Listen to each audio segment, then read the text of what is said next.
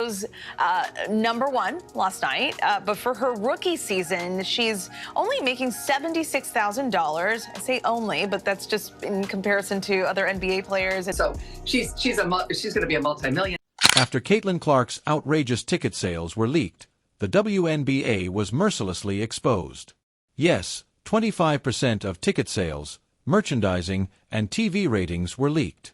I know that hurts, but consider this. The WNBA has a gold mine in Caitlin Clark, and they're treating her like she works at a concession stand, even though she is essentially the league's walking stimulus package and makes only $76,000 annually. I think using the platform she has, that she's gained with all these followers nationally, but also globally now. There's also a chance of having $250,000 contract or addition for marketing the WNBA. I'm sure she'll get that. They may not have realized that Caitlin Clark is more than just a basketball player. She is a game changer, and whether the league agrees with it or not, her fans support her.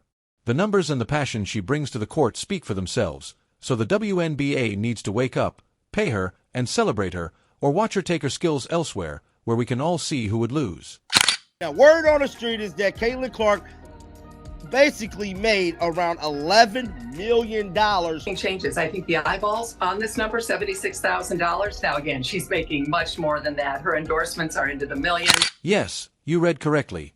Caitlin Clark turned basketball into a national event last season. From sold-out arenas to skyrocketing viewership, the numbers were astounding. The Indiana Fever's home opener tickets cost $271 for the cheapest seat, more than 29 out of 30 NBA teams' openings. For comparison, Caitlin Clark's performance in a WNBA game created more buzz than the best NBA stars. A good seat at an NBA game or nosebeds at a Caitlin Clark showcase may be yours for $271. Talk about priorities. I want y'all to tell me, what do y'all not like about Caitlin Clark? Is it the media coverage? Do you not? And it goes beyond the cost of the tickets. Let's be clear. Clark has reportedly increased revenue for the city of Indianapolis alone by $36 million since being drafted.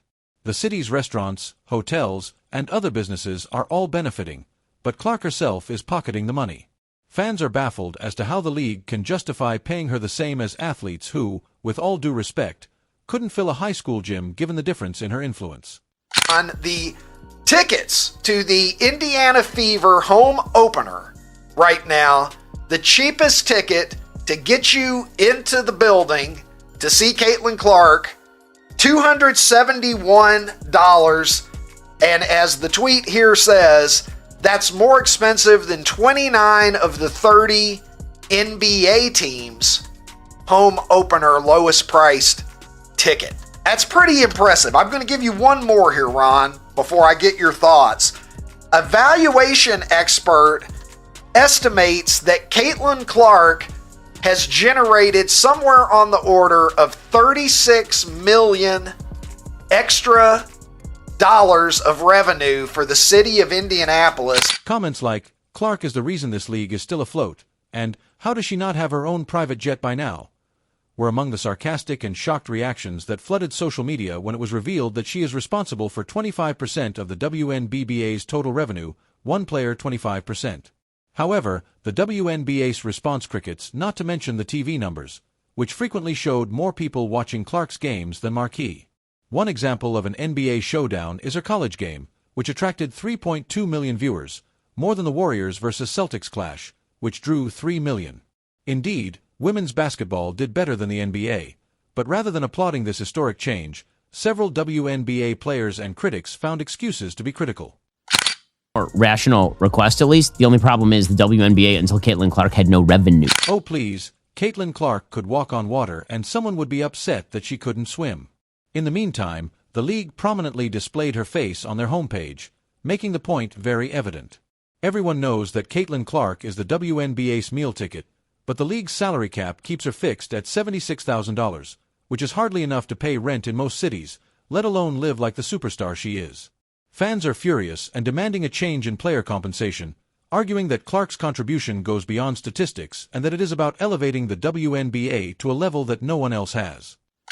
Obviously spaces the floor for us. She makes tough buckets. She gives us another option on the floor to run our off-ball screening action for. She gives us another player that can play with the ball in her hands in the two-man game. She just has a really high IQ and understanding of the game. Even though they don't seem to fully understand it yet, the WNBA is fortunate to have Caitlin Clark despite the hate. Whether it's draining logo 3ES, threading impossible passes, or rallying her team in clutch moments, she delivers every time. As the league prepares for another season, the question isn't whether Caitlin Clark will continue to dominate, but rather whether the WNBA will finally step up and treat her like the superstar she is because, let's face it, without Clark, the league wouldn't just lose revenue, it would stop beating. She was drafted by the Fever. It's time for the WNBA to wake up, pay Caitlin Clark, celebrate her, or watch her take her skills elsewhere because she doesn't just play basketball. She changes the game, and whether the league likes it or not, the fans are rooting for her. The numbers and the passion she brings to the court don't lie. Let's get right to the point. Caitlin Clark's debut season was a complete sensation, encompassing more than just basketball. As if it were no great issue, a rookie straight out of college was able to piggyback 25% of the WNBA's ticket sales, retail money, and TV viewership. The league that has been fighting for decades to gain widespread recognition finally had a golden goose, and surprise, surprise, it was Caitlin Clark. However, rather than giving her the recognition she deserves, they gave her a rookie contract worth $7,653 follow, which is less than what some college students earn from peddling coding apps they built in their dorms. Gap between male and female athletes are shameful. Clark, it's bigger than TV. And let's not even discuss the cost of the tickets. People were paying hundreds or even thousands of dollars to watch Clark play in a single game, and the courtside seats were selling for NBA-level prices. For the finance novices, it's not just hype, it's a return on investment. Although the men's championship game couldn't even reach 16 million viewers, the NCAA Women's Championship game with Clark attracted 19 million. Let's keep acting like her influence is comparable to that of your typical rookie. Doesn't that make perfect sense? The WNBA's salary disparity is absurd. Let's dissect it. The total of $338,500 for Clark's 4-year rookie contract seems like a lot. Until you realize that it's probably what LeBron James creates during commercial breaks every time he blinks. Before they ever play a professional game in the first round, NBA rookies frequently sign deals worth millions of dollars. NBA picks are landing deals of at least $50 million. But really, Caitlin should be happy with her peanuts since she gets to be seen and has the opportunity to advance her career. Her big thing is to be ready for the WNBA season. And people are like, why? She's only making $70,000 in the WNBA. What is the point of her, worrying about that league rather than trying to push for, other leagues and other ways of making more money? Even Angel Reese, another well-known figure in women's basketball, has attempted to claim equal credit for increasing the league's popularity, but statistics don't lie.